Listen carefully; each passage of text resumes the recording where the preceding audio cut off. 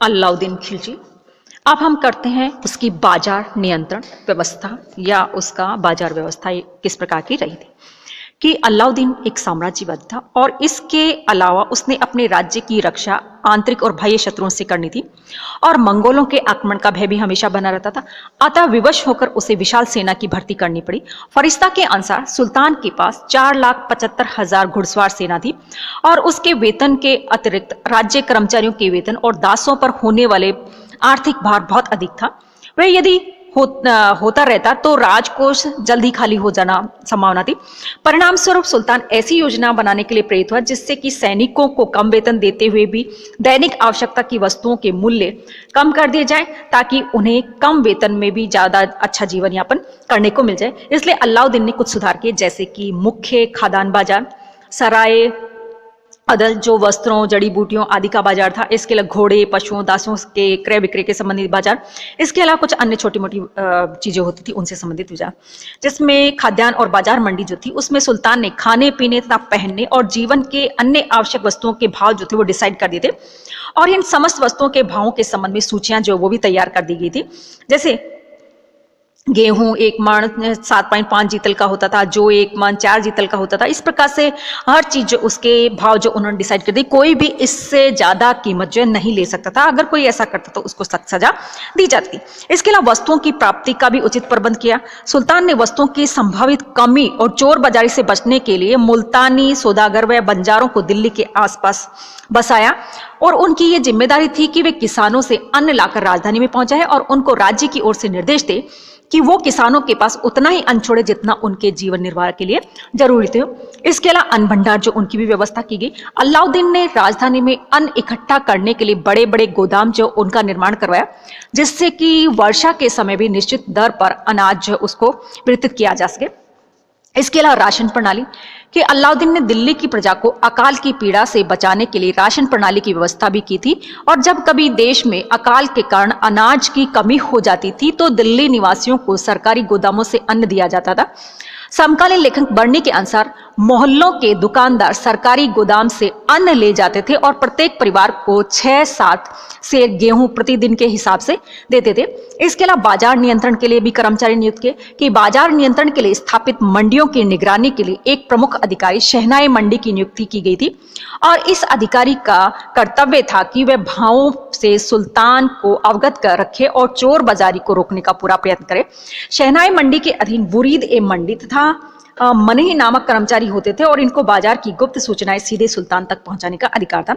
इसके अलावा वस्त्र बाजार, इनका अधिकारी दीवाने रिसातल था और सुल्तान के आदेश के अनुसार व्यापारियों को निर्धारित मूल्यों से अधिक कपड़ा बेचने की अनुमति नहीं थी और इस नियम का उल्लंघन करने वालों को कठोर दंड दिया जाता था।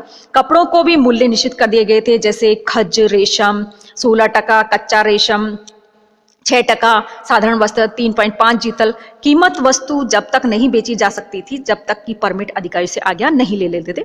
इसके अलावा घोड़ों के बाजार कि घोड़ों के बाजार में उचित दर पर घोड़े बेचने की व्यवस्था थी। पहली श्रेणी के घोड़े का मूल्य 100 से 200 टका, दूसरी श्रेणी के घोड़े का मूल्य 80 से 90। तो इस प्रकार से घोड़े जो उनका भी रेट डिसाइड था। इसके अलावा कुछ अन्य बाजार भी लगाए जिसमें कि पशुओं और दास दासियों के मूल्य जो वो भी डिसाइड किए और उनके भी अलग अलग बाजार की व्यवस्था की गई थी। अब अगली बात आती है कि इस बाजार नियंत्रण व्यवस्था जो उसके क्या लाभ हुए कि अलाउद्दीन कम वेतन देकर एक विशाल सेना रख सका और बाजार नियंत्रण से सैनिक आवश्यकता की वस्तुएं उचित मूल्य पर खरीद लेते थे और अधिक वेतन की मांग नहीं करते थे। इसके साथ ही बाजार नियंत्रण से चोर बाजारी और मुनाफाखोरी जो उसके ऊपर भी अंकुश लग गया। अकाल के समय भी जनता को उचित दर पर आवश्यक वस्तु मिलती रही और विशाल सेना के बल पर ही वह मंगोल आक्रमणकारी जो थे उनसे अपने साम्राज्य उसकी रक्षा कर पाया। इसके साथ ही संपूर्ण शासनकाल में रहन सहन का खर्चा कम तथा लगभग स्थिर हो गया और इन सुधारों से सुल्तान का मुद्रा प्रसार रोकने तथा रहन सहन का खर्चा कम करने में सफलता मिल गई। इसके अलावा बाजार नियंत्रण प्रणाली जो उसके बहुत से विद्वान जो दोष भी बताते हैं कि व्यापारियों को विभिन्न प्रकार की कठिनाइयां उत्पन्न हुई। उन्हें माल खरीद कर जमा करने का अधिकार नहीं था।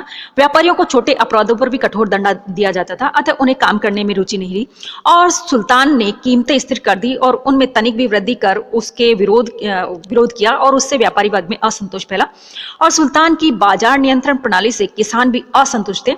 उन्हें अपनी उपज का 50% भूमि कर के रूप में देना पड़ता था और उन्हें अपना अनाज भी राज्य द्वारा बताए गए व्यापारी जो उन्हीं को बेचना पड़ता था। और किसानों को आर्थिक स्थिति और कृषि के लिए सुविधाएं बढ़ाने में कोई प्रयास सुल्तान द्वारा नहीं किए गए थे। सुल्तान की बाजार नियंत्रण प्रणाली में कई दोष थे और वह अस्थायी सिद्ध हुई और उसकी मृत्यु के साथ ही मूल्य निर्धारण की योजना जो थी वो भी समाप्त होगी।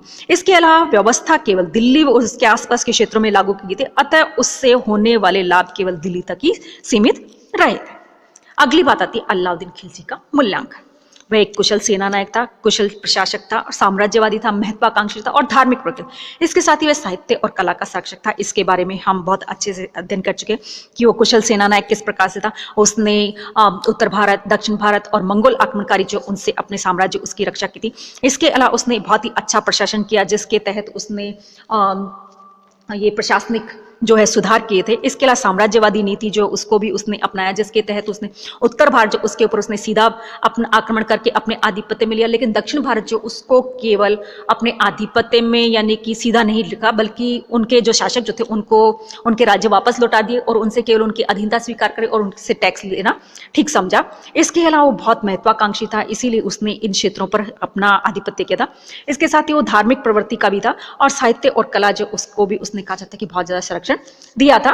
कहा जाता है कि उलाई दरवाजा तुर्की स्थापत्य कला का श्रेष्ठ नमूना बताया जाता है और सीरी का किला, हजार सितुन महल, हौजे उलाई, जमेयत खाना मस्जिद, अन्य महत्वपूर्ण कलाकृतियां उसी के समय में बनी हुई थी। ये हमारा अलाउद्दीन खिलजी कंप्लीट होता है।